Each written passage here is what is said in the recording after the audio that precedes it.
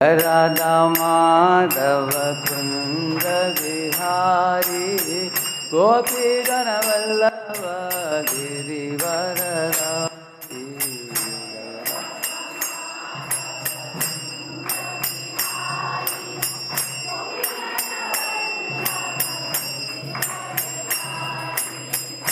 जय राधा माधव कुंद बिहारी गोपी जन वल्लभ गिरिवरधारी।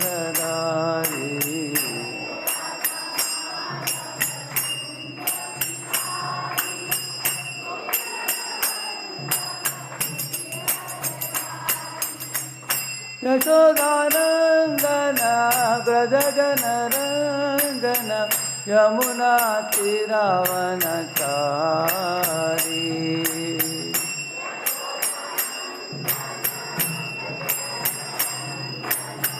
यमुना तीरावनचारी।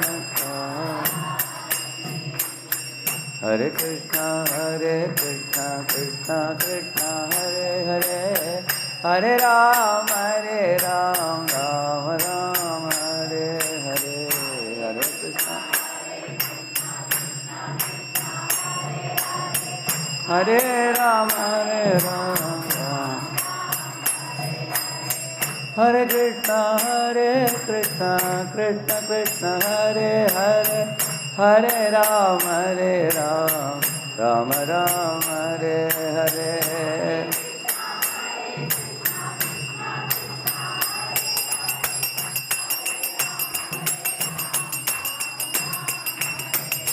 हरे कृष्णा कृष्णा कृष्णा हरे हरे हरे राम राम हरे हरे।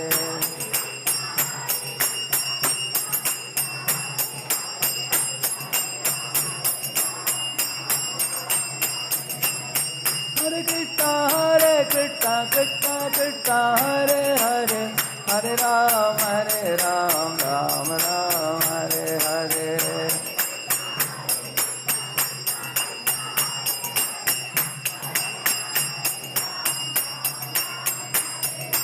गोविंद जय जय गोपाल जय जय राधा रमण हरि गोविंद जय जय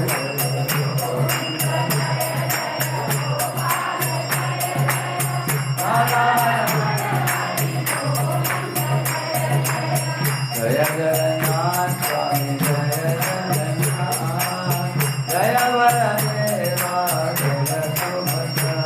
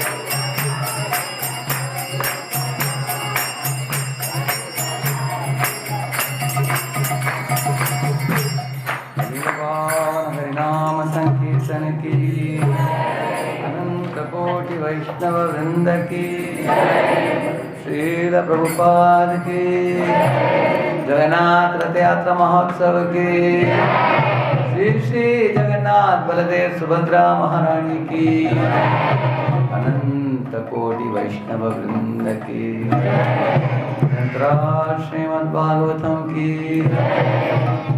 ओम अज्ञानतिमिरन्धस्य ज्ञानाञ्जनशलाकया चक्षुरुन्मीलितं येन तस्मै श्रीगुरवे नमः।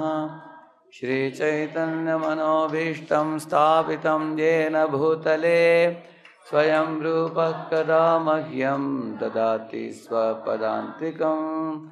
वन्देऽहं श्रीगुरोः श्रीयुतापदकमलं श्रीगुरून् वैष्णवांश्च श्रीरूपं साग्रजातं सहगणरघुनाथान्वितं तं सजीवं साद्वैतं सावधूतं परिजनसहितं कृष्णचैतन्यदेवं श्रीराधाकृष्णपादान् सहगणललिता श्रीविशाखान्वितांश्च नमावों विष्णुपादाय कृष्णप्रेष्ठाय भूतले श्रीमते भक्तिवेदांत स्वामिन्निति नामिने। नमस्ते सारस्वते देवे गौरवाणी प्रचारिणे निर्विशेषा शून्यवादी पाश्चात्य देशतारिणे। नमो महावदन्याय कृष्ण प्रेम प्रदायते कृष्णाय कृष्ण चैतन्य नाम्ने गौरत्विषे नमः। वाञ्छाकल्पतरुभ्यश्च कृपा सिन्धुभ्य एव च नानां पावनेभ्यो वैष्णवेभ्यो नमो नमः। जय श्री कृष्ण चैतन्य प्रभु नित्यानंद श्री अद्वैत गदाधर श्रीवासादि गौरभक्तवृंद।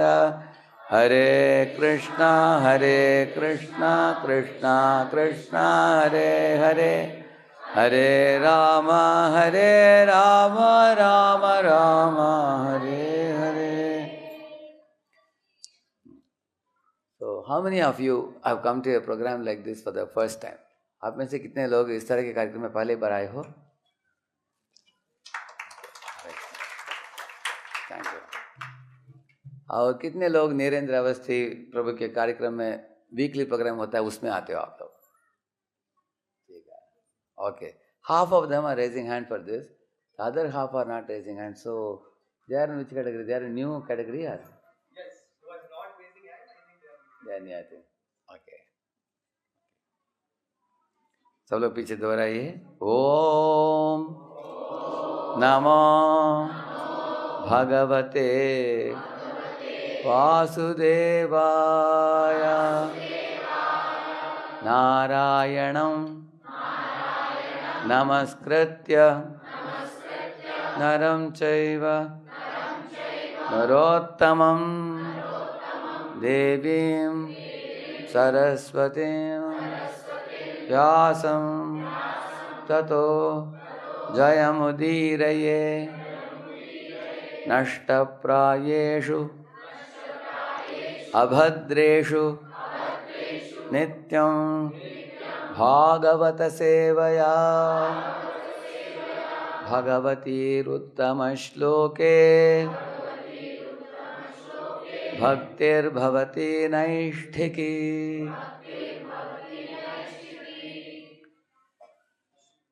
इस रथ यात्रा के महोत्सव में सम्मिलित हुए सब श्रद्धालु भक्तों को सर्वप्रथम हम स्वागत करते हैं। और ये जो श्लोक मैंने अभी उच्चारण की, इसमें बताया है कि जो रोज नियमित रूप से भागवत का श्रवण अध्ययन करेंगे वो लोगों को हृदय में तकलीफ देने वाली चीज़ जो है वो सब मिट जाएगा, ऐसे बताया गया। तकलीफ देने वाली चीज़ क्या है हमारे हृदय में? जैसे क्रोध है, लोभ है, अपूर्ण इच्छाएं हैं, ये सब चीज़ मिट जाते हैं, ये हो जाते हैं धीरे धीरे। शोक का मोह भय इत्यादि ये नष्ट हो जाएंगे। नष्ट प्रायेषु अभद्रेषु नित्यम भागवत सेवया। इस दुनिया में हर इंसान आनंदमय जीवन जीना चाहता है, ज़रूर। सब इंसान इस दुनिया में सुख की तलाश में है। लेकिन अगर हमारे पॉकेट में पैसा भी भर जाए फिर भी इंसान सुखी नहीं है। अगर पैसा मिलने से इंसान सुखी हो जाता तो अमेरिका में सब लोग सुखी रहना चाहिए। हाँ, देखते हैं कितने तरह के तनाव है, तकलीफ है। इसलिए भागवत के अंदर बताया गया है कि सुख इंसान तब प्राप्त करता है जब भागवत का अध्ययन नियमित रूप से रोज करता हो। तो गीता तो सब लोग जानते हैं, लेकिन भागवत सब लोग नहीं जानते। गीता आप लोग जानते हो कि अर्जुन को भगवान कृष्ण ने कुरुक्षेत्र के रणभूमि में उपदेश दी थी। लेकिन भागवत जो है, भगवान श्री कृष्ण तब भागवत को इस दुनिया में छोड़कर अपने स्वधाम लौटे, कलयुग के शुरुआत में। ऐसे वर्णन पढ़ने को मिलता है भागवत में ही। भगवान कृष्ण की उपस्थिति में इस दुनिया में कितना सुंदर माहौल थी, और कृष्ण की अनुपस्थिति में कैसे बिगड़ा हुआ कलयुग चालू हुई, उसके वर्णन हम भागवत के अंदर ही हम पढ़ते हैं। सर्वप्रथम कृष्ण के बारे में भागवत में वर्णन दिया गया है। अब भी आप लोगों ने श्लोक दोहराया है ना, ओम नमो भगवते वासुदेवाय। इसका मतलब क्या है? ओम का मतलब भगवान का एक निर्विशेष ब्रह्म ज्योति जो है उसको संबोधित करता है। लेकिन मैं सादर दंडवत प्रणाम करता हूँ सिर्फ ओम को नहीं, लेकिन ओम नमो भगवते। भग का मतलब है ऐश्वर्य। पराशर मुनि 6 तरह के ऐश्वर्य बताते हैं। जो व्यक्ति सबसे ज़्यादा खूबसूरत हो, जो व्यक्ति सबसे ज़्यादा धनी हो, सबसे ज़्यादा शक्तिशाली हो, सबसे ज़्यादा यशस्वी हो, सबसे ज़्यादा उसके अंदर त्याग भावना हो, और सबसे ज़्यादा बुद्धिमान हो, ऐसे व्यक्ति जो है उसको भगवान नाम से संबोधित किया जाता है। जैसे उदाहरण के लिए इस दुनिया में कोई लाखपति है, कोई करोड़पति है, कोई अरबपति है, खरबपति है, उनके बीच में बड़ा स्पर्धा होता है। लेकिन भगवान कौन है? लक्ष्मीपति है। सब सारे ब्रह्मांडों के लक्ष्मी उनका है, ऐसे बताया। मैंने सोचा कि बिल गेट सबसे धनी व्यक्ति है, लेकिन अभी कोई और आ गया आजकल, मालूम है आपको? कौन? हाँ, इलान मस्क। अभी इलान मस्क हमेशा के लिए रहेगा क्या धनी? और कोई आ जाएंगे इस दुनिया में। लेकिन भगवान का उस व्यक्ति को बुलाया जाता है जो सब सारे धन उनके ये हैं, उनके पास समुद्र के बराबर ऐश्वर्य है, जो ऐश्वर्य कभी क्षीण होते ही नहीं, ऐसे उनकी खूबसूरती कभी मिटेगा नहीं। इस दुनिया में सिनेमा एक्टर्स होते हैं, उनका खूबसूरती मिट जाता है कि नहीं, जब बुढ़े हो जाते हैं। लेकिन भगवान की खूबसूरती मिटता नहीं। भगवान श्री कृष्ण रणभूमि में कुरुक्षेत्र में 125 साल इस दुनिया में उन्होंने बिताया था, लेकिन कुरुक्षेत्र रणभूमि में वो 16 वर्ष के एक बालक के रूप में दिख रहे थे। वो एकदम तरुण अवस्था में बहुत खूबसूरत दिख रहे थे वो। इसी तरह लक्ष्मी जी सदा नारायण के श्री चरणों में पाद सम्मान करती हुई दिखती है। लेकिन वही लक्ष्मी इस दुनिया में जब आती है, एक व्यक्ति के पॉकेट में रहती है। लक्ष्मी का मतलब पैसा, लेकिन एक पॉकेट से दूसरे पॉकेट कूद मारती है कि नहीं? वो टिकती नहीं एक व्यक्ति के पास। लेकिन भगवान के श्री चरणों में टिकती है वो, क्योंकि भगवान लक्ष्मीपति हैं। सब देवी देवता मनुष्य लक्ष्मी की ओर हाथ जोड़कर प्रार्थना कर रहे हैं, लक्ष्मी जी आपकी कृपा दृष्टि दिखाओ ताकि हमारे घर में लाखों करोड़ों रुपया आ जाए हमको। लेकिन लक्ष्मी उनकी ओर मुड़कर नहीं देखती, भगवान के श्री चरणों को देखती है वो।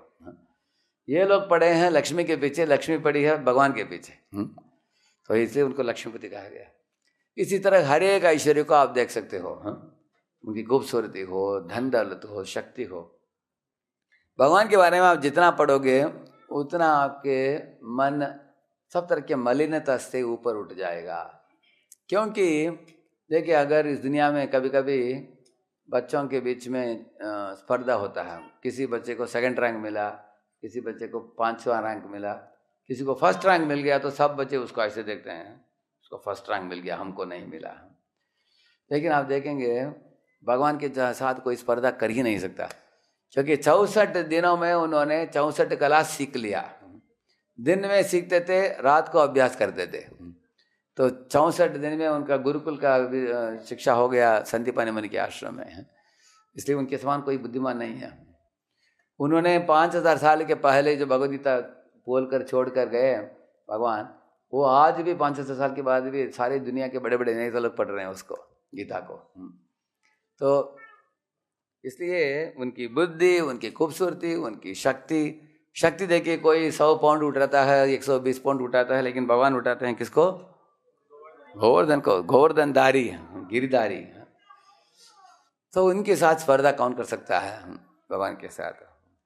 तो इसलिए बताया गया है ओम नमो भगवते, बता गया भगवते, जितने ऐश्वर्य हैं उनके पास। और भगवते के आगे क्या बताया गया है? वासुदेवाय, ये उनका नाम है, वसुदेव के पुत्र भगवान वासुदेव, कृष्ण वासुदेव। ये किसके समान है? अभी भारत के प्रधानमंत्री को संबोधित करके बोलना हो, अभी ओम बोलते हैं, इसका मतलब भारत की सरकार के बराबर है। अभी सरकार है, निराकार है कि नहीं? भारत की सरकार निराकार है, लेकिन उस निराकार सरकार के पीछे जो प्रधानमंत्री है वो क्या निराकार है? और जिसका व्यक्तित्व है, उसका व्यक्तित्व है, तो उनको क्या बोलेंगे नाम से? प्राइम मिनिस्टर, ऐसे बोलेंगे। अभी प्राइम मिनिस्टर जब बोलते हैं, उसका मतलब है प्राइम मिनिस्टर के पास बहुत से ऐश्वर्य होते हैं। जैसे उदाहरण के लिए हमारे भारत के प्राइम मिनिस्टर सारे भारत को छुट्टी दे सकते हैं, उनके जन्मदिन दे सकते हैं कि नहीं? कितने लोगों को अच्छा लगता है अगर छुट्टी दे दिया तो? करेक्ट है ना? सब कंपनी, सब कॉलेज, सबको एक दिन छुट्टी दिया जाए प्रधानमंत्री के जन्मदिन, वो दे सकता है चाहता तो। लेकिन अगर हम चाहते तो हम दे सकते हैं क्या छुट्टी सारे भारत को? दे सकते हैं क्या? हम दे सकते हैं, लेकिन कोई सुनेंगे नहीं हमको, है ना? क्योंकि हमारा वो शक्ति हमारे पास नहीं है। इसलिए प्राइम मिनिस्टर का मतलब है बहुत कुछ कर सकता है वो। इसलिए भागवत में बताया गया कि भगवान के ऐश्वर्य जो होते हैं, इतने ऐश्वर्य होते हैं, वो सारी सृष्टि को नचाते हैं भगवान। इसी तरह प्रधानमंत्री एक देश को नचाता है, करेक्ट है ना? इस तरह हम ओम नमो भगवते वासुदेवाय बोलते। इसी तरह भारत के सरकार के पीछे एक प्रधानमंत्री, और उस प्रधानमंत्री का नाम क्या है? नाम नरेंद्र मोदी, करेक्ट है ना? अभी उसका नाम स्पेसिफिकली बताया गया है, उसका नाम। इसी तरह ओम का मतलब है निराकार, ब्रह्म ज्योति, लेकिन ब्रह्म ज्योति के पीछे क्या है? भगवते, भगवान है, षडैश्वर्य पूर्ण भगवान कृष्ण भगवान। ठीक है, भगवान कौन है आप पूछेंगे? 3 लोगों को भगवान नाम से पुकारते हैं हम, विष्णु, राम और कृष्ण। तीनों को भगवान नाम से पुकारते हैं, और पुरुषोत्तम नाम से पुकारते हैं। पुरुषोत्तम, प्रभु रामचंद्र को मर्यादा पुरुषोत्तम नाम से पुकारते हैं, सुना आप लोगों ने? और विष्णु को लीला पुरुषोत्तम बोलते हैं, लेकिन कृष्ण को क्या बोलते हैं? कोई जानते हैं? पूर्ण पुरुषोत्तम नाम से पुकारते हैं। पूर्ण का मतलब क्या है? पूर्ण, कंप्लीट। क्यों उनको कंप्लीट बताया गया है? हम आपको आज उसके बारे में बताएंगे, क्यों भगवान को पूर्ण कहा गया, कंप्लीट पर्सनालिटी। बाकी दोनों को सिर्फ पुरुषोत्तम नाम से पुकारा गया है। तीनों को भगवान बोलते हैं। ये एक ही व्यक्ति है, लेकिन ट्रिपल एक्टिंग कर रहा है। एक ही कृष्ण है, वो कृष्ण का भी रूप, राम का भी रूप, विष्णु का भी रूप धारण करते हैं। ऐसे उसके पीछे कारण है। जैसे मान लीजिए कोई बच्ची को लेंगे, छोटी बच्ची, उसका नाम क्या है? बच्ची बैठी है,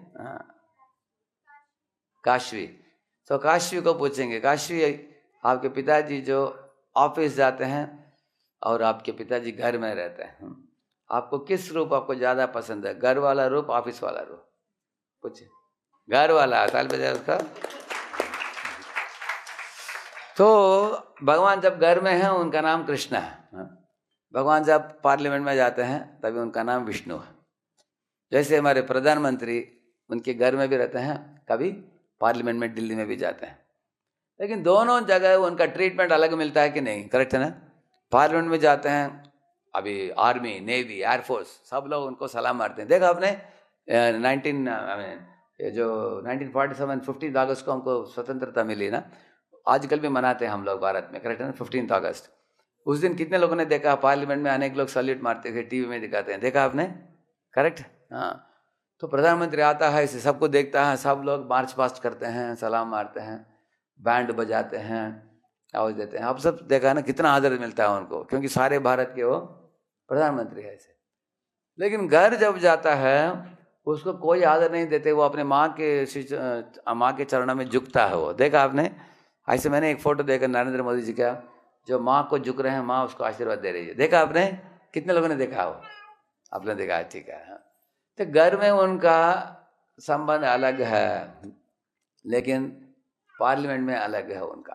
हाँ, इसी तरह भगवान कृष्ण जब घर में रहते हैं, उनके हाथ में कुछ आयुध नहीं है, वो मुरली बजाते हैं, मोर पंख है और धोती पहने हैं, कभी अंगवस्त्र पहने हैं, हार पहनते हैं। माँ यशोदा उनको सजाती है अच्छी तरीके से, आराम से बैठे हैं, गाय बछड़ों के साथ हैं, खेल रहे हैं, अपने मित्रों के साथ गोचारण लीला में जाते हैं, कुछ युद्ध नहीं है, भगवान को कोई कुछ आयुध उठाने की जरूरत भी नहीं है। लेकिन वही भगवान जब विष्णु के रूप में आते हैं, उनके हाथ में आयुध आ जाते हैं। क्या आ जाते हैं? हाँ, शंख, चक्र, गदा, पद्म, 4 चीज है। हाँ, अभी चक्र किसके लिए? चक्र से विष्णु क्या करते हैं? हाँ, किसके लिए चक्र? ऐसे खेलने के लिए? हाँ, हाँ, ऐसे असुरों की गर्दन को काटने के लिए, असुरों को वध करने के लिए। और गदा भी है ना, कौमोद की गदा है, उसको भी अगर तो कोई असुर बहुत तंग कर रहा है तो फट करके मारो उसको, है सर के ऊपर उसको, वो गदा है मारने के लिए ऐसे। लेकिन दो हाथों में और 2 से चीज है, क्या है? हाँ, शंख और पद्म। अभी शंख जो होता है उसको बजाओ, उसको बजाने से सारे वातावरण में शुभता फैल जाता है। इसलिए हम लोग आरती करते हैं भगवान को, पहले हम क्या करते हैं? शंख बजाते हैं, करते हैं ना, टू क्रिएट इवोक ऑस्पिशियसनेस। तो इससे उन दिनों में घर घर में शंख बजती थी सुबह प्रातः काल में, मतलब लोग उठ जाते हैं, आरती उतारते हैं, शंख बजाकर, उसके बाद भगवान को आरती उतारते हैं, तो मंगलमय हो जाता है। तो कितने लोग शंख बजाना जानते हो आप? बजा सकते हो आप? अच्छा, लगभग 40 लोग हैं, ठीक है, 40-50 लोग, ठीक है। सब लोग सीख लो, आपकी आरती प्लेट ले लो और घर में सुबह शंख बजाकर आरती चालू करो, घर हमेशा मंगलमय रहेगा। भगवान के हाथ में शंख रहता है। एक बार जब ध्रुव भगवान के भक्त बना, तब भगवान को दर्शन दिया, ध्रुव को बोलने की इच्छा हुई, कुछ प्रार्थना, तो भगवान ने सोचा कि छोटा बच्चा, अक्षराभ्यास भी नहीं हुआ, ऐसे बच्चे क्या श्लोक बोल पाएगा वो। तो भगवान ने अपने शंख से उसके सर के ऊपर इसे स्पर्श मात्र किया। ऐसे स्पर्श करते ही ध्रुव महाराज के सारे शरीर देदीप्यमान हो गया, जैसे मानो बिजली चमकता है ना आसमान में, ऐसे कि शरीर ऐसे हो गया। उनके वो बताया, उसके बाद ध्रुव महाराज अनेकानेक श्लोक बोलने लगे भगवान को।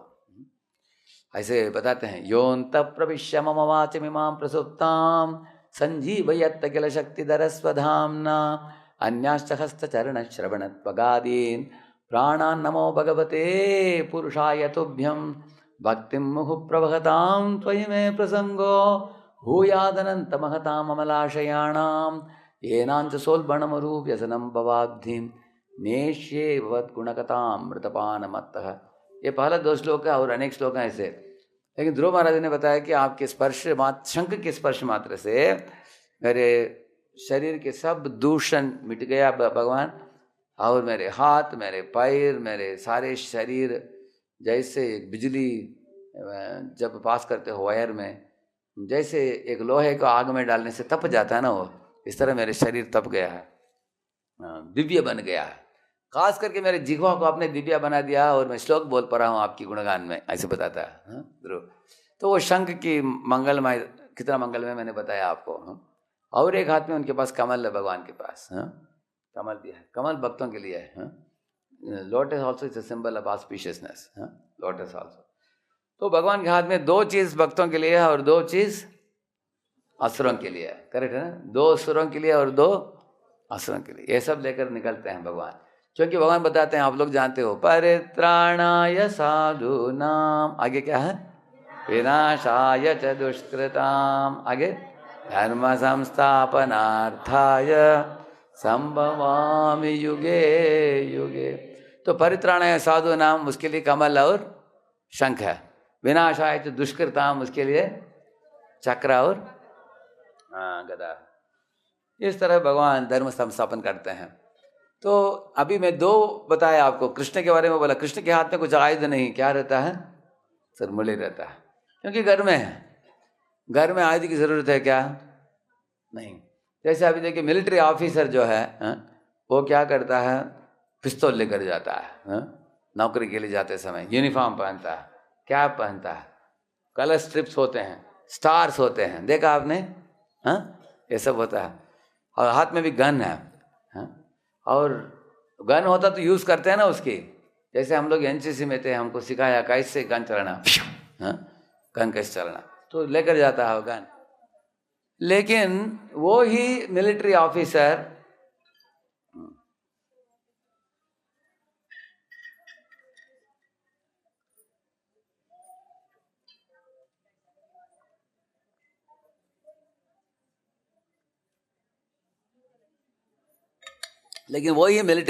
अगर घर में रहता हो, घर में क्या पिस्तौल लेकर दिखाएगा बच्चों को? क्या पिस्तौल दिखाएगा पत्नी को, बच्चों को? नहीं। तो घर में पिस्तौल की जरूरत नहीं। इसलिए भगवान घर में क्या करते हैं? मुरली बजाते हैं। नीलाचल शंख चक्र गदा पद्मधार, नदिया नगरे दंड कमंडलुका। ऐसे गीत में बताते हैं। नीलाचल का मतलब जगन्नाथपुरी। जैसे इधर आप देखते हैं भगवान जगन्नाथ, बलदेव, सुभद्रा। कभी कभी जगन्नाथ हाथ में शंख चक्र गदा पद्मा ये पकड़ते हैं, उसका मतलब क्या है? वो क्या रूप है? वो विष्णु का रूप है। लेकिन वही जगन्नाथ कभी मुरली बजाते हैं मोर पंख के साथ, वो क्या रूप है? कृष्ण है। उसका मतलब कृष्ण और विष्णु एक ही व्यक्ति है, लेकिन अलग अलग मूड में होते हैं। जैसे आप लोग भी अगर कंपनी में जाते हो तो फॉर्मल पहन कर जाते हो कंपनी में, घर में रहते हो तो कैजुअल पहनते हो। अगर आपको कुछ फैमिली के साथ आउटिंग के लिए जाना हो, कुछ समुद्र के बीच में बीच में जा रहे हैं, नहीं तो कुछ पार्क में जा रहे हैं, नहीं तो घूमने के लिए जाते हैं, क्या फॉर्मल पहन कर जाएंगे? टी शर्ट पहनते हैं, लाइट ड्रेस पहनते हैं, एकदम सरल। लेकिन कुछ फॉर्मल फंक्शन के लिए जाते हो तो अलग पहनते हो।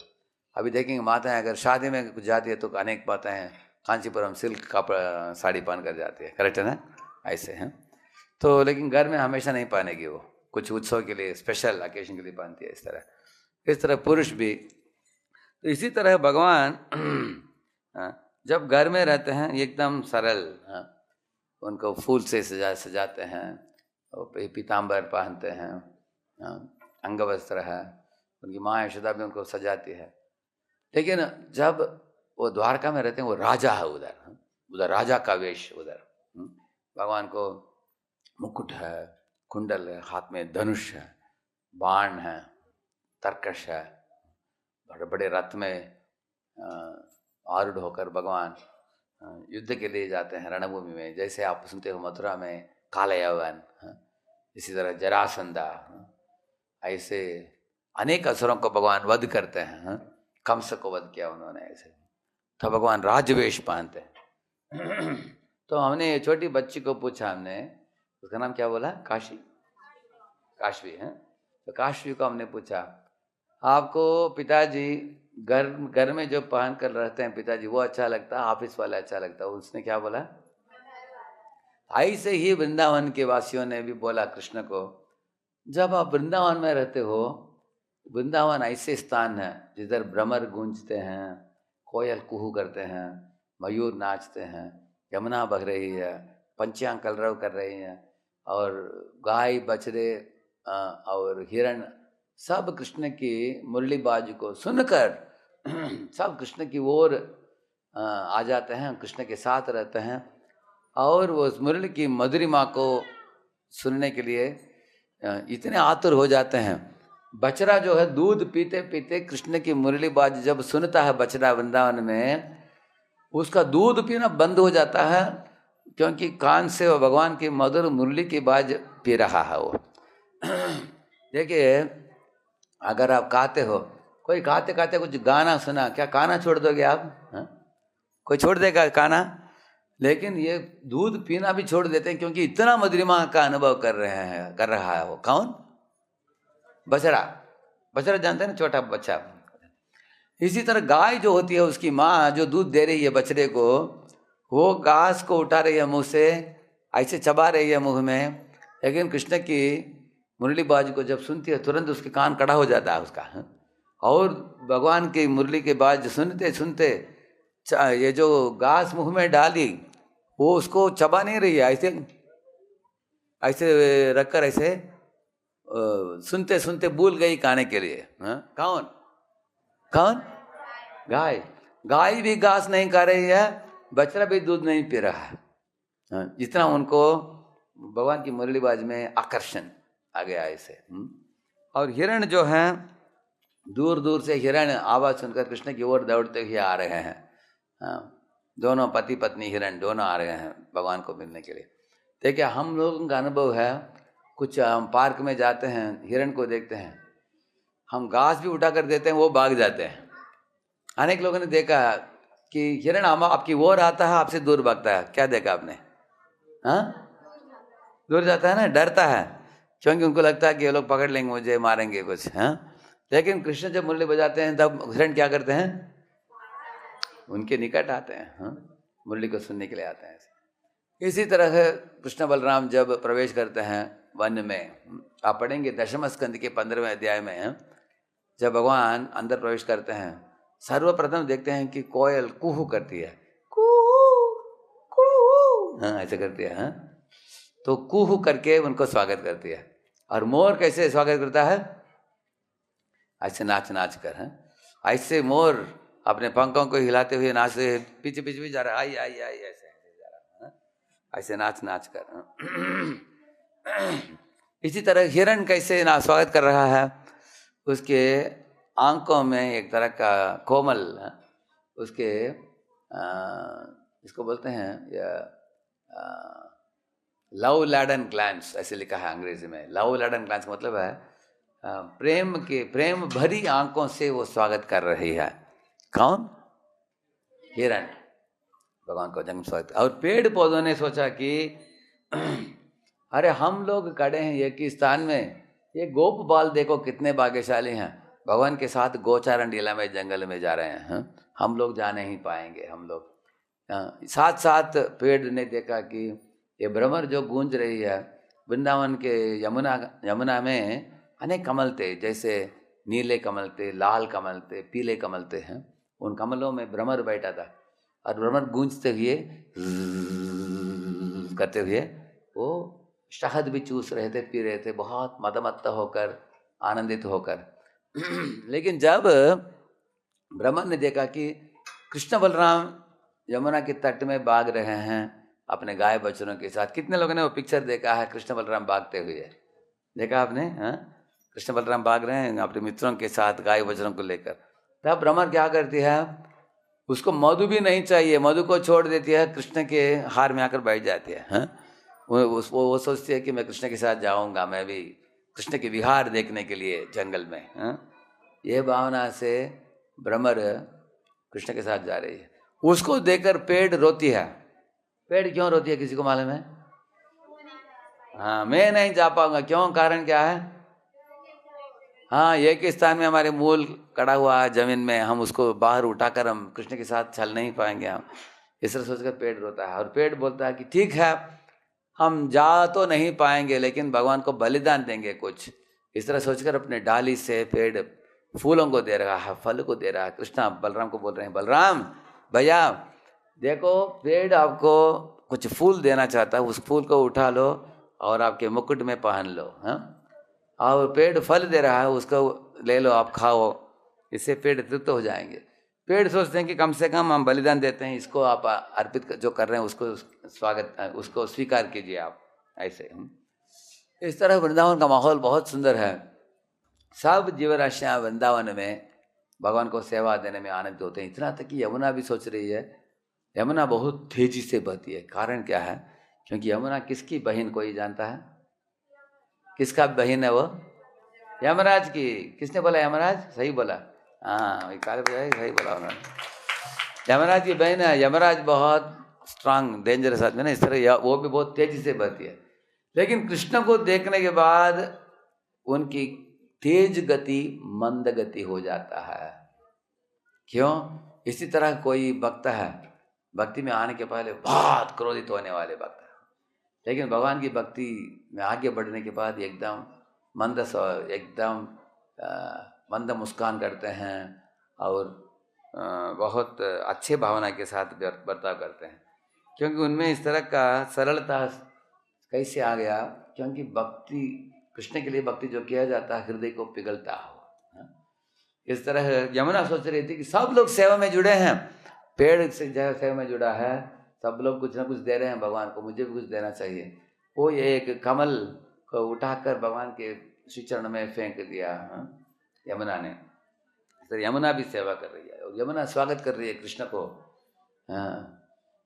आप सिर्फ वन में विहार मत कीजिए, यमुना के पानी में भी आकर अपने मित्रों के साथ आप विहार कीजिए, ऐसे बुला रही है। कभी कभी कृष्ण यमुना में कूद कर तैर कर वो खेलते हैं अपने मित्रों के साथ। इस तरह मैं क्यों ये लीला आपको बताया आज?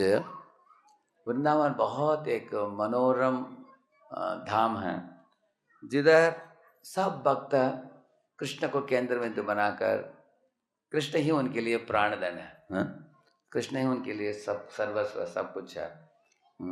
वृंदावन में ऐसा नहीं कि कृष्ण यशोदा के पुत्र है। सब सारे गोपियां सोचती है कि कृष्ण किसके पुत्र है? हमारे पुत्र है।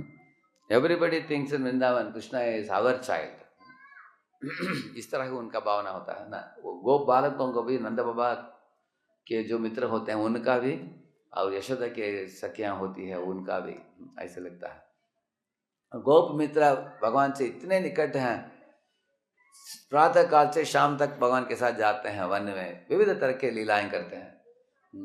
जैसे वो लोग मेंढक होते हैं, उनके साथ बैठकर मेंढक जब कूदता ये भी कूदते हैं, गोप बालक भी। मेंढक डर जाता है, अरे ये कौन बड़ा मेंढक मेरे पास बैठा है।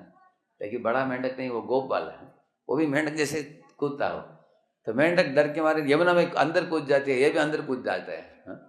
कभी कभी पेड़ से ऐसे स्लाइडिंग करते हुए आते हैं गोप बाल। कभी कभी झूला झूलते हैं ऐसे। कभी कभी पंछियाँ उड़ती हैं, उनके परछाई को पकड़ने के लिए पीछे गोप बाल भागते हैं। कभी मयूर को देखकर उनके समान नाचते हैं। तो भगवान इस तरह गोचारण लीलाएं करते हैं जंगल में। और शाम को जब आते हैं गोपियाँ आरती उतारती हैं। तो इस तरह हर दिन विविध तरह के लीलाएं भगवान करते हैं वृंदावन में। ऐसे भगवान ने समय बिताया कितने साल तक? लगभग 11 साल तक वृंदावन में। तो 11 साल के बाद भगवान मथुरा चले गए और लगभग 13.5 होगा, 13.5 into 14 होगा। उसमें भगवान मथुरा भी छोड़कर वो चले गए द्वारका में, अनेक असुरों को वध करने के लिए। जरा सोचिए, वृंदावन वासियों के बारे में मैंने आज बताया आपको, कितने वो भगवान के निकट हैं। अभी तो मैं अनेक प्राणियों के बारे में बोल रहा था, गोप गोपियों के बारे में अभी तक बोला नहीं, लेकिन गोप गोपियाँ भगवान को बहुत प्रेम करते थे। और यशोदा नंदा, उनके भी अनेक लीलाएं हैं, आप पढ़ेंगे भागवत में। तो ये सब भगवान के अनुपस्थिति में एक बड़े विरह भावना का अनुभव कर रहे थे। तो कब कृष्ण वापस लौट आएंगे, हम लोग में छोड़कर चले गए हैं। तो क्लास में शुरुआत में आपको बताया ओम नमो भगवते वासुदेवाय। पुराणों में, उपनिषदों में ये नाम प्राप्त होता है वासुदेवा, ये नाम प्राप्त होगा वासुदेव भगवान। लेकिन आपको कृष्ण, कन्हैया, कान्हू ये सब नाम आपको प्राप्त नहीं होगा। कारण क्या है? क्योंकि आप लोगों का भी घर में एक नाम होता है, स्कूल में दूसरा नाम होता है, करेक्ट है ना? मेरे एक सत्र में एक छोटा बच्चा बैठा था, पूछा मैंने उसको नाम क्या तुम्हारा? हाँ, वो बोला मेरा नाम दिलकुश है, बोला उसने। अच्छा दिलकुश? हाँ। तो वो बोला मेरे माँ मुझे दिलकुश करके बुलाती है, लेकिन स्कूल में नाम क्या तुम्हारा? पूछा मैंने। बोला स्कूल में मेरा नाम दिनकर है। हाँ? स्कूल रिकॉर्ड में अलग नाम है उसका, लेकिन घर में माँ क्या बुलाती है? दिलकुश बुलाती है उसको। इसी तरह कृष्ण का रिकॉर्ड में नाम क्या है उपनिषदों में? वासुदेव। आप पढ़ेंगे ऐसे हैं। लेकिन यशोदा कैसे बुलाती है उसको? काना, कानो, कृष्ण, ऐसे अलग अलग नाम से। कृष्ण कृष्ण अरविंदाक्ष तात ये स्तनम पिबा, ऐसे बुलाती है। कृष्ण कृष्ण बुलाती है, नहीं तो काना बुलाती है, कानू बुलाती है ऐसे। तो इसलिए मैंने बताया कृष्ण के दो भूमिका है, एक ईश्वर और भगवान का रूप है, जिधर उनका नाम है वासुदेव है। वासुदेव के बारे में भागवत में एक श्लोक है, वासुदेव परा वेदा, बोलिए वासुदेव परा मखाः, वासुदेव परा योगा, वासुदेव परा क्रियाः, वासुदेव परं ज्ञानम्, वासुदेव परं तपः, वासुदेव परो धर्मो, वासुदेव परा गतिः। ये भागवत में बताया गया कि वासुदेव परा वेदा, सब वेदों को पढ़ने के बाद अंततोगत्वा आपको भगवान वासुदेव के श्री चरणों के पास ही आना है आपको। वेदैश्च सर्वैः अहमेव वेद्यो। सुना आपने वो श्लोक? सर्वस्य चाहं हृदि सन्निविष्टो मत्तस्मृतिर्ज्ञानमपोहनं च वेदैश्च सर्वैरहमेव वेद्यो वेदांत कृत वेद विदेव चाहम। क्या बताते हैं? हाँ? वेदैश्च सर्वैर, सब वेदों को पढ़ने के बाद अंत में एक जीव मेरे पास आता है। वेदांत पढ़ने के बाद मेरे पास आता है, इसलिए बताते हैं वासुदेव परा वेदा बोलते हैं। दूसरा क्या बोला मैंने? वासुदेव परा मखा। मखा कोई जानते हैं? मखा का मतलब क्या है? यज्ञ। तो यज्ञ कुंड में, यज्ञ कुंड को विष्णु के मुख कहते हैं, और यज्ञ कुंड में जो आग है उसको विष्णु के मुख के जिह्वा कहते हैं। तो जब हम लोग उस अग्नि में घी डालते हैं तो साक्षात विष्णु के जिह्वा में घी डालने के बराबर है, उसमें डालते हैं। लेकिन गीता में कृष्ण बता रहे हैं ब्राह्मणों को, हे ब्राह्मणों, अहम क्रतुर अहम यज्ञ सदा अहम औषधम मंत्रोहम एवाज्यम अहम अग्निर अहम हुतम। पता नहीं कि ब्राह्मणों मंत्र तो जो उच्चारण कर रहे हो आप, वो मंत्र, और हाथ में जो चम्मच पकड़े हो वो चम्मच, और अग्नि और यज्ञ कुंड और सब सामग्रियाँ वो सब मैं ही हूँ, भगवान बताते हैं। इसका मतलब है वासुदेव परामखाः, सब यज्ञ का भी पुरुष अंततोगत्वा कृष्ण ही है। और आगे बताते हैं वासुदेव परा योगा। सैनिक लोग योग करते हैं ना आजकल, देखा आपने? योगासन। तो योगासन करना किस लिए करते हैं लोग आजकल? क्योंकि आजकल लोग भोग करते हैं, इसलिए उनको रोग होता है, और रोगी लोग योग करते हैं, योग करके ठीक होने के बाद वापस भोग करते हैं। लेकिन योग का मूलभूत उद्देश्य क्या है? योग का मतलब है युज्य, भगवान से संबंध जोड़ना, योग का है ईश्वर और जीव के बीच में संबंध जोड़ना, उसको योग बोलते हैं। यम नियम प्राणायाम आसन, ये चार जोड़कर हठ योग बोलते हैं उसको। आगे जाकर प्रत्याहार, धारणा, ध्यान, समाधि, उसमें ही भगवान विष्णु को चित्त में, हृदय में देखना चाहिए एक योगी को। उस स्तर तक कोई पहुंचता ही नहीं, थोड़ा एक्सरसाइज करके निकल जाते हैं लोग आजकल। हाँ, तो वासुदेव परा योगा का मतलब है योग करने वाले योगियाँ, ध्यानावस्थित तत्कृते मनसा पश्यन्ति यम योगिन, अपने हृदय में भगवान हरि को देखते हैं वो लोग। और वासुदेव परा क्रिया का मतलब है ब्राह्मण क्षत्रिय वैश्य शूद्र कर्म जो करते हैं उसके फल को अर्पित करते हैं भगवान वासुदेव को। संसिद्धिर हरितोषणम, कितने लोग जानते हैं शब्द? संसिद्धिर हरितोषणम, सब सारे कार्य करो, हरि को अर्पित करो। और वासुदेव परा वासुदेव परा योगा वासुदेव परा वेदा वासुदेव, परा मकाह वासुदेव, परा योगा वासुदेव, परा क्रिया वासुदेव, परम ज्ञानम। सब ज्ञान अर्जित करने के बाद अंत में एक जीव जान जाता है कि कृष्ण ही आश्रय मेरे लिए। और तपस्या भी ध्रुव महाराज ने किया, किसको प्राप्त करने के लिए? कृष्ण को प्राप्त करने, विष्णु को प्राप्त करने के लिए। और आगे बताते हैं वासुदेव परो धर्मो। सब धर्म में श्रेष्ठतम धर्म है भागवत धर्म, जो ब्रजवासियों ने भक्ति की, उस तरह का शुद्ध भक्ति, शुद्ध प्रेम का। और वासुदेव परा गति, गति का मतलब है गंतव्य स्थान, भगवान कृष्ण के पास ही हमें जाना। ये भागवत में बताया गया ऐसे वासुदेव नाम आपको अक्सर प्राप्त होगा वेदों में आपको। लेकिन वही वासुदेव कृष्ण, वसुदेव के पुत्र नंद गोकुलम उनको लेके गए वासुदेव जी, उनके जन्म होते ही। उसके बाद एक छोटे नन्हे मुन्ने बच्चे के रूप में खेल कूद किया भगवान ने वृंदावन में। इसको देखकर कुछ लोग सोचते हैं कि मन में, अरे कृष्ण तो साधारण बच्चे जैसे दिखता है, इसको हम कैसे मानेंगे कि ये भगवान है? लोग पूछते हैं। इसलिए भगवान ने वृंदावन में भी ऐसे कुछ लीलाएं रचाया जिसको देखने से पता चल जाता है कि ये साधारण इंसान नहीं है। जैसे जंगल में भगवान ने एक बार दावानल की पान की, मालूम है आपको? दावानल की पान की मालूम है? एक बार आग आ रहा था चारों दिशाओं में, सब गाय बछड़े रोने लगे जोर से। सब गोपाल कृष्ण की ओर मुड़कर देखा, उन्होंने पूछा कि क्या किया जाए, लगता है कि आग हमको निगल देगा ऐसे। तो भगवान ने बोला साहब आग बंद करो। बोला, सब लोग आग बंद कर लिया। तब भगवान ने करके पूरा आग को चूस लिया ऐसे। एक क्षण मात्र में उन्होंने आग को मिटा दिया। सब लोग आंख खोलकर देखा, कुछ नहीं था आग। उसके बाद तो सोचिए, क्या मनुष्य कोई इतने आग को पी सकता है कोई?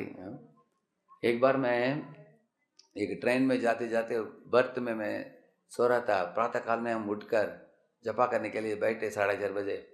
एक व्यक्ति सोते सोते चाय वाला का आवाज़ ध्वनि सुना। उसने, ए चाय इधर जाओ, ये कप दे दो बोला। तो चाय वाले के हाथ से कप लिया। पूरा उसका नींद भी टूटा नहीं था, थोड़ा आधा आंख खुला था उसका। आज चाय को लेकर मुंह में रखा, इतना गर्मा गर्म था चाय, धुआं निकल रहा था। हा करके छोड़ दिया उसने, ऊपर से नीचे गिरा चाय। वो चिल्लाया उस चाय वाले को, अरे मूर्ख इतना गर्म क्यों दिया तुमने, पैसा नहीं मिलेगा तुमको, निकल जा, बोला ऐसे। मैं हंस रहा था क्योंकि उसके पूर्व दिन रात को मैं पढ़ा था दावानल पान की लीला भगवान की। मैंने सोचा भगवान तो पी रहे हैं आग, ये लोग चाय भी पी नहीं पाते हैं। करेक्ट है ना? तो भगवान ने दिखा दिया कि वो ईश्वर हैं, वो साधारण मनुष्य नहीं है। भगवान ऐसे अनेक लीलाओं के द्वारा दिखाते हैं। इसी तरह भगवान अपने मुख खोलकर माँ यशोदा को दिखाया। क्या देखा माँ यशोदा ने? सारे ब्रह्मांड देखा ना भगवान के पेट में है? बाहर दिखाया विश्वरूप दर्शन अर्जुन को, अंदर दिखाया पेट में सारे ब्रह्मांड को दिखाया। तो भगवान देखने में छोटे बच्चे जैसे दिखते हैं। अभी देखिए एक बच्चे को अच्छा सजाया उन्होंने कृष्ण जैसे, उधर देखिए नाम क्या है उसका? उसका नाम क्या है उस लड़का? क्या? अंश। All of you are able to see Ansh. See, very beautifully Ansh is decorated with peacock feather and mukut. Give him one applause. So, अभी देखिए अंश जैसे ही कृष्ण दिखते थे, लेकिन अगर ऐसे एक बच्चा मुंह खोलकर दिखा रहा है, पेट में ब्रह्मांड दिख रहा है, तो लोग आश्चर्यचकित होंगे कि नहीं? तो भगवान बाहर रूप में देखने में बच्चे जैसे दिखते थे ऐसे, लेकिन साथ साथ अपने भगवत्ता को भी प्रदर्शन किया उन्होंने, ताकि मूर्ख लोग इस दुनिया में उनको साधारण बच्चे समझ न बैठे। इसलिए भगवान वो भी दिखाते हैं। भगवान ऐसे अपने विश्वरूप दर्शन दिखाते हैं। इस तरह अनेक चीज़ें करते हैं, पूतना का वध करते हैं। तो ऐसे भगवान कृष्ण वृंदावन में सबको आनंद दिया।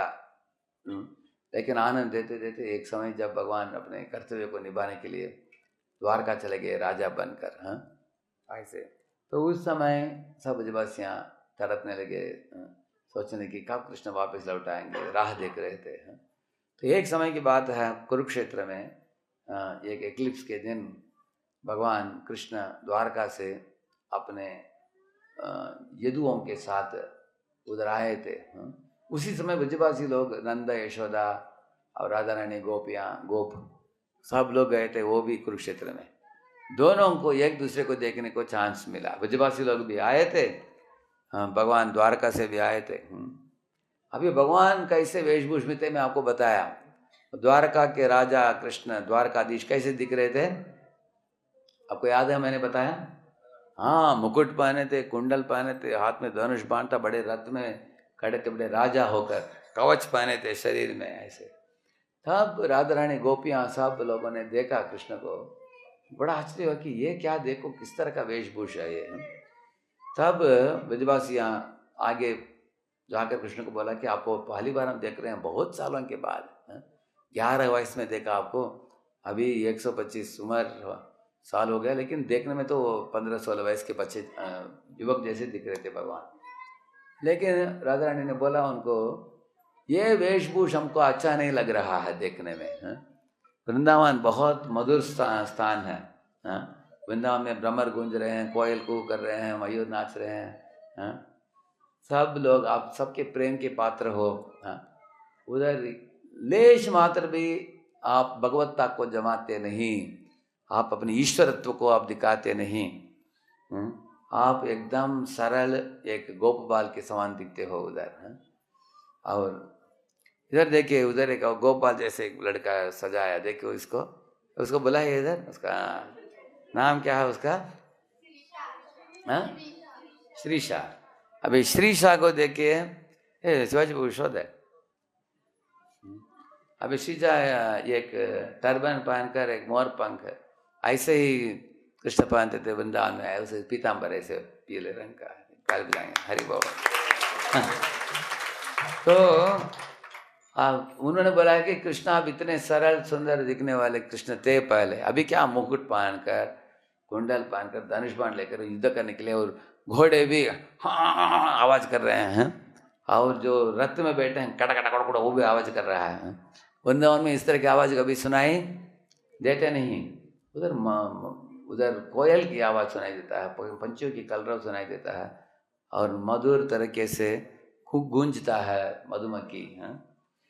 ऐसे धाम को, वृंदावन धाम को छोड़कर आप द्वारका में क्यों चले गए, वापस लौट आइए। कृष्ण ने बोला देखो 2-4 असुर हैं, उनको वध करके मेरे कर्तव्य को पूरा करके उसके बाद मैं आ जाऊंगा। वो बोले नहीं नहीं नहीं, अभी इतनी दूर आए हैं आप, आ ही जाइए हमारे साथ। तो कृष्ण को बहुत बड़ा वो दुविधा में पड़ गए, अरे मैं वृंदावन चले जाऊंगा तो असुरों को वध नहीं कर पाऊंगा, अगर मैं वृंदावन में रहूंगा मैं, असुर भी वृंदावन को भी आक्रमण करेंगे, वृंदावन वासियों को भी नुकसान होगा मेरे कारण, इसलिए मैं द्वारका ही जाना चाहता हूँ। लेकिन ब्रजवासी लोग प्रिय भक्त हैं, छोड़ नहीं रहे हमको, क्या किया जाए। ऐसे उनको एक तरह का दुविधा में पड़ गए।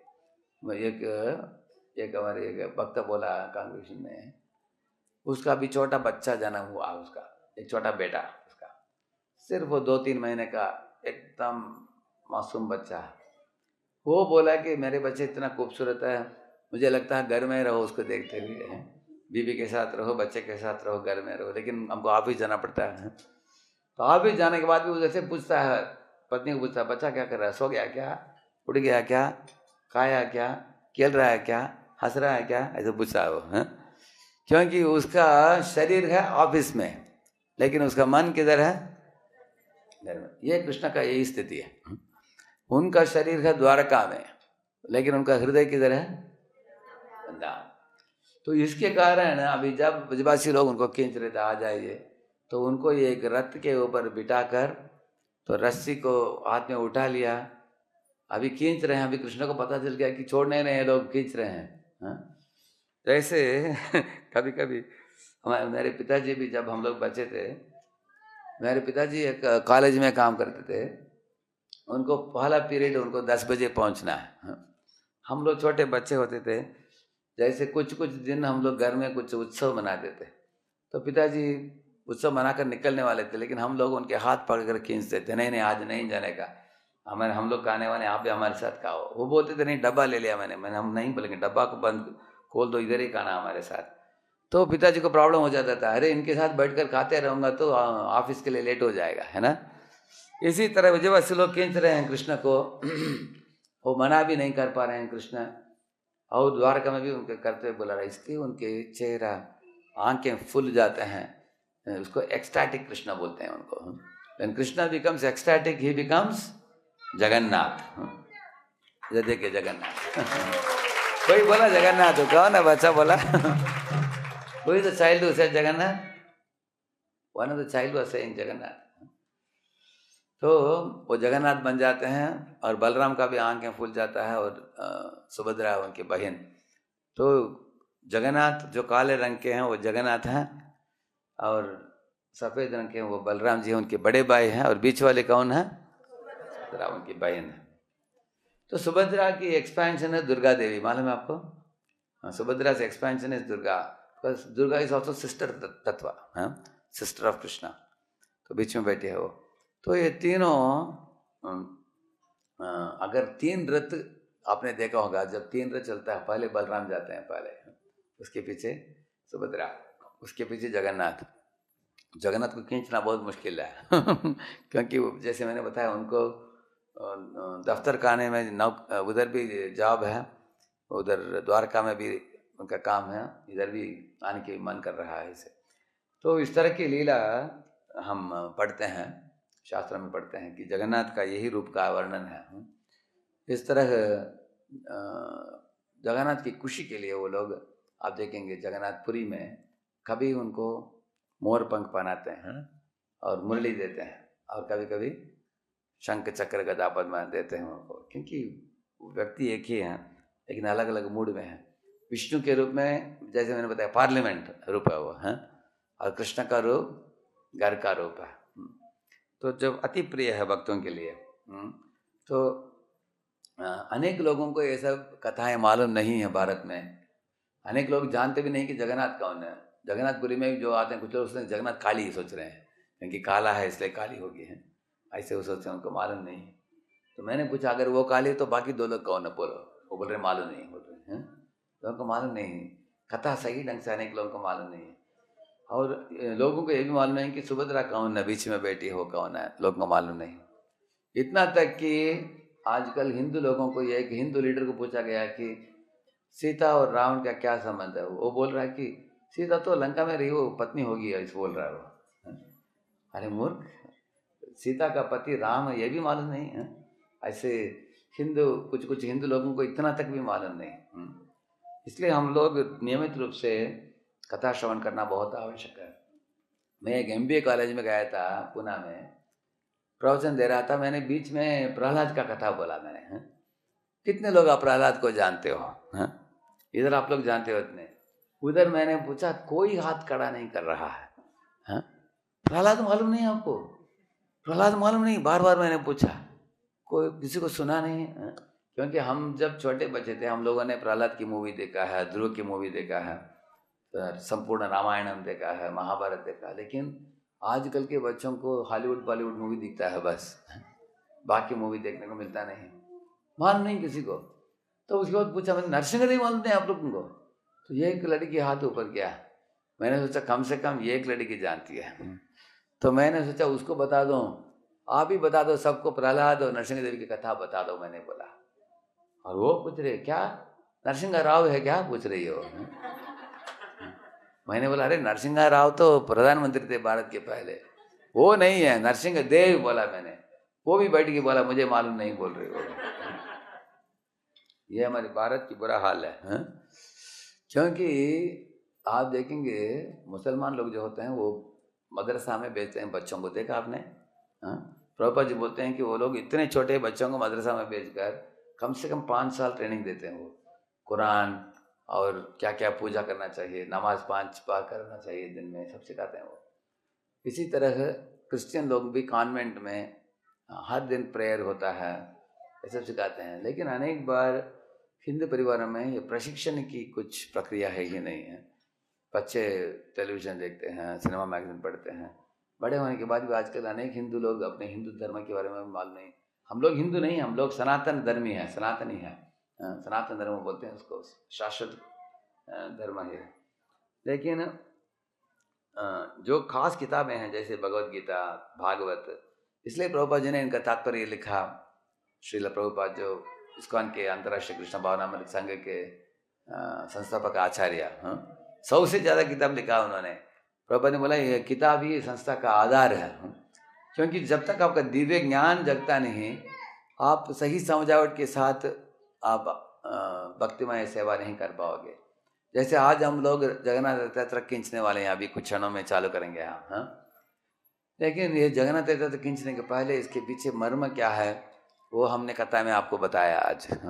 अभी हम लोग क्या करने जा रहे हैं आज, राधा रानी और गोपियाँ वो और बाकी व्रजवासी गोप, वो सब लोग रस्सी पकड़े हैं, एक ओर गोप और दूसरी ओर गोपियाँ हैं, और वो खींच रही हैं, भगवान को किधर लेके जा रही है, वृंदावन। और हम लोग जाकर उनको सहयोग देने वाले हैं, असिस्टेंस देने वाले हैं। तो कितने लोग हमको असिस्टेंस देने के लिए तैयार हो, तो इसलिए हम लोग जानकर श्रील भक्तिविनोद ठाकुर हमारे एक आचार्य ने बोला कि इसने उनको पूछा आप किधर अपना देह त्याग करना चाहते हो, वृंदावन में ना, नहीं तो द्वारका में, मथुरा में। वो बोले मैं शरीर त्यागना चाहता हूँ किधर, कुरुक्षेत्र में, बोला उन्होंने। क्यों? क्योंकि उधर ही ब्रजवासियों को मदद की ज़रूरत है रथ खींचने के लिए इसलिए मैं उधर देह त्याग कर मैं उधर उनको सेवा करने के लिए जाऊँगा, ऐसे बोले वो। तो इस तरह ये जगन्नाथपुरी में इस समय 20 लाख लोग आते हैं उस रथ को खींचने के लिए। उस रथ में आरूढ़ होकर भगवान जगन्नाथ जब बैठे रहते हैं, उसको जो देखेगा उसको मुक्ति प्राप्त हो जाएगा, और जो उस रस्सी को खींचेगा, क्योंकि she wants to keep the flower, she can keep the flower, no problem. They just want to offer a flower, let them offer.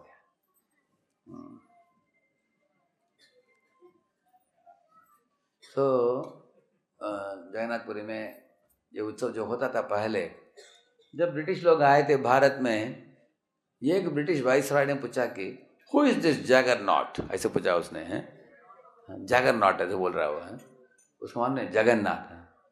तो वो बोला क्या, मैंने सुना कि 20 लाख लोग आ रहे हैं उसको, उनको देखने के लिए, इस उत्सव को बंद कर दो, बोला ऐसे उसने। हाँ, तो अब लोगों ने बोला नहीं नहीं ये बहुत जगत प्रसिद्ध है, जगन्नाथ भगवान है। वो बोला नहीं हमको परवाह नहीं।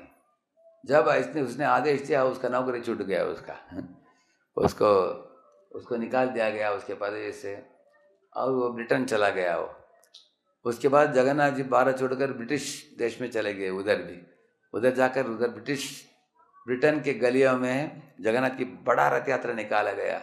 जगन्नाथ उसको बोलने के लिए कह रहे मूर्ख, तुम मुझे निकालने के लिए ट्राई किया, मैं तुम्हारे देश में आ गया, मैं उधर आकर उधर सड़क में हम जाएंगे।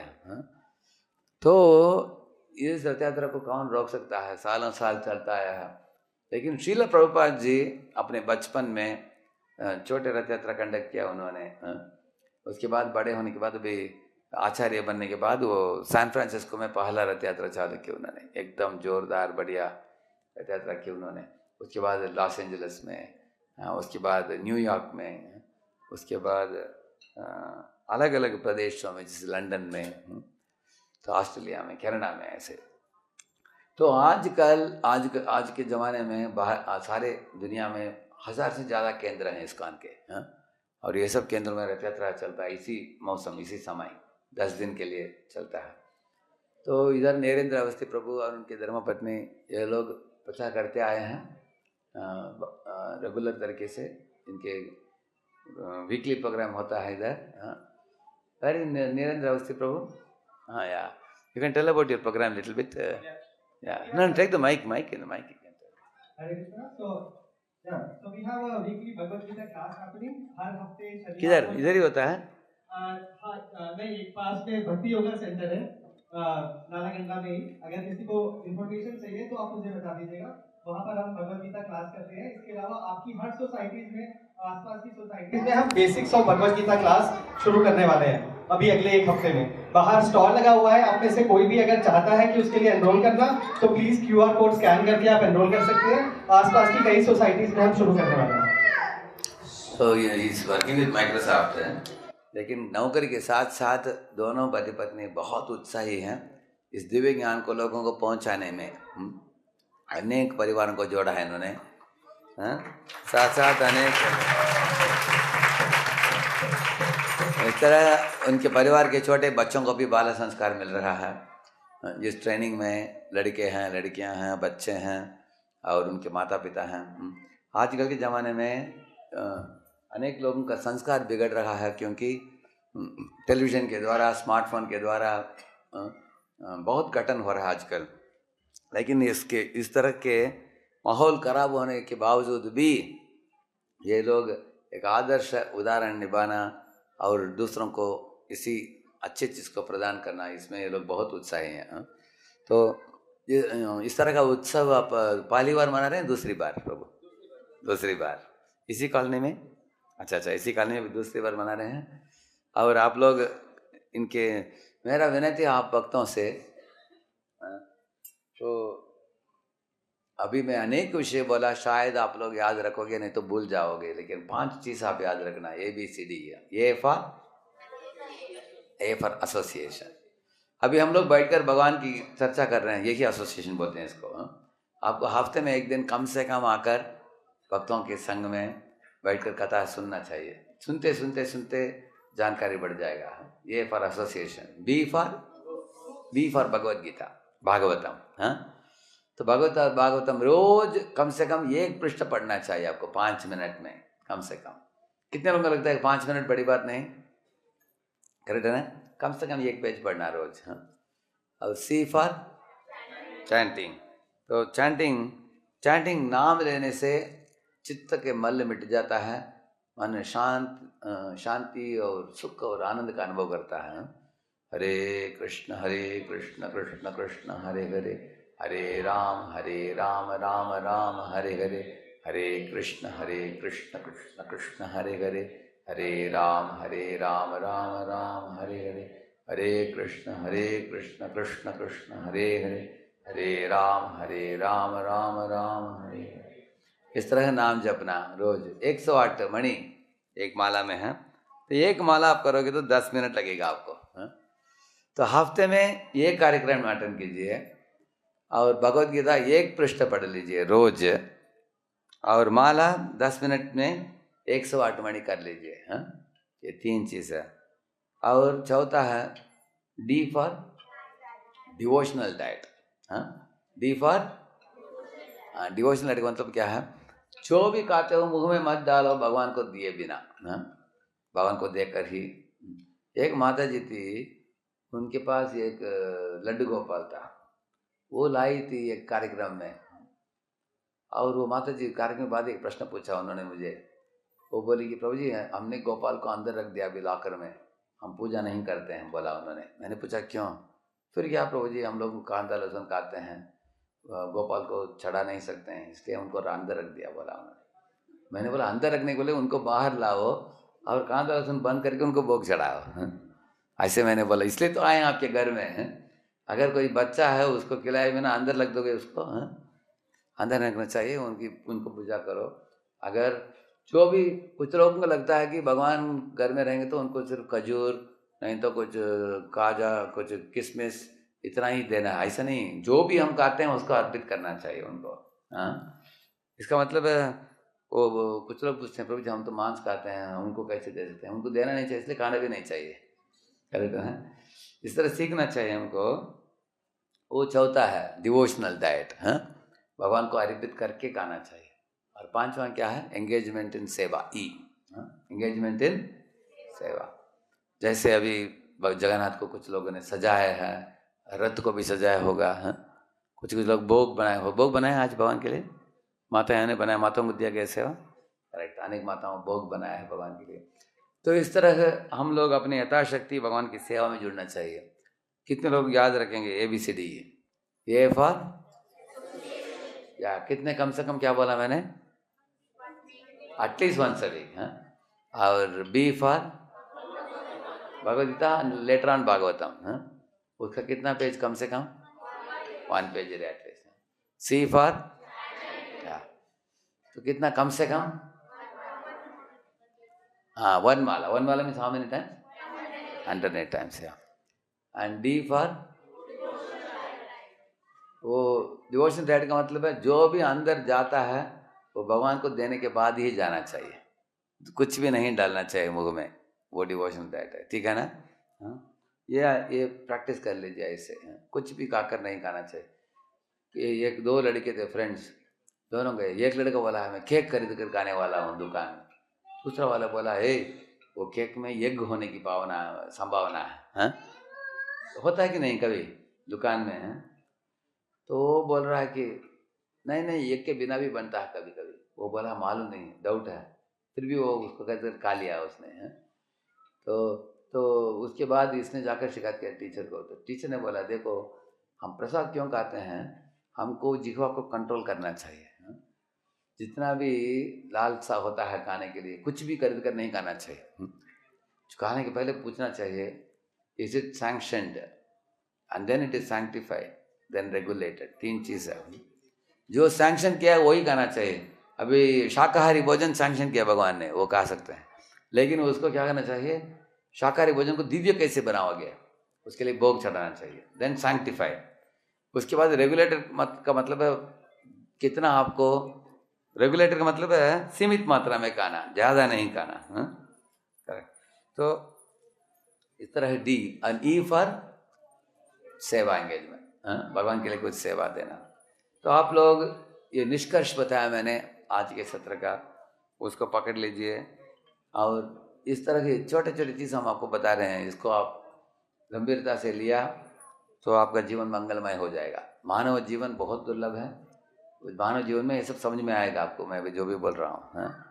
तो इसको गंभीरता से लोगे तो आपको बार बार पुनर्जन्म, मृत्यु, जरा, व्याधि इसका अनुभव नहीं करना पड़ेगा। भगवान बताते हैं, एक श्लोक बोलकर प्रवचन को विराम देंगे, ठीक है। जन्म कर्म च मे दिव्यम् एवं यो वेत्ति तत्त्वतः त्यक्त्वा देहं पुनर्जन्म नैति मामेति सोऽर्जुन। हे अर्जुन, जो मेरे जन्म और कर्म को दिव्य समझता है, कैसे दिव्य है उसको समझ लेता है।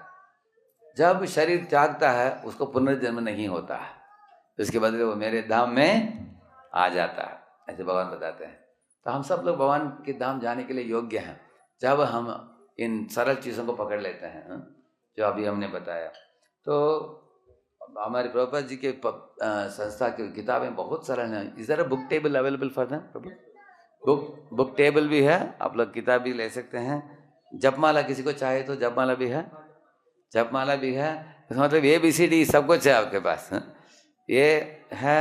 और बी क्या है, भगवद गीता भी है, चैंटिंग के लिए जपमाला है, और डिवोशनल डाइट भी है, प्रसाद भी है, प्रसाद भी है। और किसी को सेवा करना, सेवा भी है। ABCD 5 अंक 5 चीज अरेंज कर दिया प्रभु जी ने। थैंक यू प्रभु। श्री प्रभुपाद की।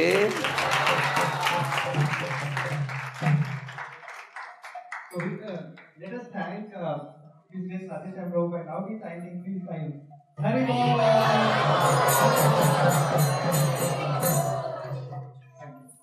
Yeah. So with this, shall we start? घंटे के लिए हम लोग जाएंगे। तो एक और स्त्रियां रस्सी को, एक और स्त्रियां खींचेंगी, दूसरी ओर पुरुष लोग खींचेंगे रस्सी। 2 रस्सी रहेगा, करेक्ट है ना? तो हाँ। और इसमें महत्वपूर्ण चीज़ क्या है, हम लोग हरि नाम को जब सुनते हैं, गायक गाएगा और पीछे आप लोगों को जोर से गाना चाहिए, ठीक है। चैतन्य महाप्रभु ने बोला कि कीर्तन कैसे होना चाहिए, उन्होंने बोला 4 लक्षण बोला, ये ध्यान से सुन लीजिए। कीर्तन का कितने लक्षण है? एक पहला लक्षण उन्होंने बोला ऊर्ध्व बाहु बोला, उसका मतलब दोनों हाथ ऊपर करके नाचना चाहिए। जो लोग रस्सी पकड़े वो लोग ऊपर नहीं करना हाथ है, आप रस्सी का पकड़ लीजिए। बाकी लोगों को क्या करना चाहिए, हाथ ऊपर करना, ऊर्ध्व बाहु। दूसरा बोला उन्होंने उच्च करी, का मतलब है आपके कंठ से ध्वनि जोर से निकलना चाहिए। बोलिए हरे कृष्णा, ऐसे निकलना चाहिए, उच्च करी है। और तीसरा उन्होंने बोला हृदय भरी, हृदय भर के हमें गाना चाहिए, ऐसा नहीं कि ऊपर ही ऊपर गाना चाहिए। ऊपर ही ऊपर गाना और हृदय भरी गाना का मतलब क्या है, हृदय भरी कीर्तन होता है तो उसको स्नेह युक्त नाम बोलते हैं उसको। नहीं तो ऊपर ही ऊपर निकलता है तो मन कुछ बीच बीच में बात करते हैं, नहीं तो फ़ोन कॉल आता है, ये डिस्ट्रैक्शन हो जाता है। और चौथा है नृत्य करी बोला उन्होंने, दोनों पाँव जमीन से ऊपर होना चाहिए, ऐसे बोला उन्होंने। उसका मतलब नृत्य करना, करेक्ट है ना? तो 4 चीज क्या क्या बोला मैंने, इसको क्या बोला? ऊर्ध्व बाहु, बोलिए ऊर्ध्व बाहु, उच्च करी, हृदय भरी, नृत्य करी, इस तरह कीर्तन होनी चाहिए, ठीक है। और जो बजाने वाले होते हैं, मृदंग हो, जाम्बे हो, जो भी हो, जो गायक होता है उसके निकट रहना चाहिए। ऐसा नहीं कि मैं इधर गा रहा हूँ, कोई मृदंग वाला उधर है, कतर वाला उधर है, कोई कोने कोने में, ऐसा नहीं होना चाहिए। हम सब लोग साथ में कीर्तन वाले जाना चाहिए। और स्पीकर भी है ना, स्पीकर। तो कल क्या हुआ, जब हम कीर्तन कर रहे हैं, इधर हम कीर्तन कर, स्पीकर वाला उसको उठाकर भाग रहा है आगे। हम चिल्ला रहे हैं, उनको हमारा कंठ बैठ गया। हम बोल रहे हैं अरे अलग मत भागो, हमारे साथ साथ चलो। इसलिए ऐसे व्यक्ति चाहिए जो उसको देखना भी चाहिए कि माइक से आवाज़ निकल रहा है कि नहीं। कौन कंट्रोल करेगा? स्पीकर, उनको बोल दीजिए। साथ में रहना चाहिए, ध्वनि अच्छा निकलना चाहिए, वॉल्यूम अच्छा होनी चाहिए, कीर्तन सुनना चाहिए। कल वो भाग रहा करके मैं भी पीछे भागा, तो और रथ के निकट माताएं बोल रही इतने दूर कीर्तन करने, तो हमको सुनाई नहीं दे रहा है, वो लोग बोल रहे हैं। इसलिए हम लोग सही ढंग से कीर्तन करनी चाहिए। और लोग जो छोटे बच्चे हैं उनको भी थोड़ा कोई संभालने वाली होनी चाहिए प्रभु, ताकि sometimes children are very small, they get jam and then the stampede should not happen. Take care of them. Tell the mothers especially to keep track of the small babies. Otherwise you should appoint somebody to take care. take care. और हम लोग ऐसे पूरा round करके जगन्नाथ को लेकर आएंगे, बीच में somebody want to Aarti, they will do, I think. Then somebody has to hold us. One mic should be with one, cordless mic should be with one devotee who will take control of the situation. And he says stop, then everybody should stop also. Okay? Hare Krishna.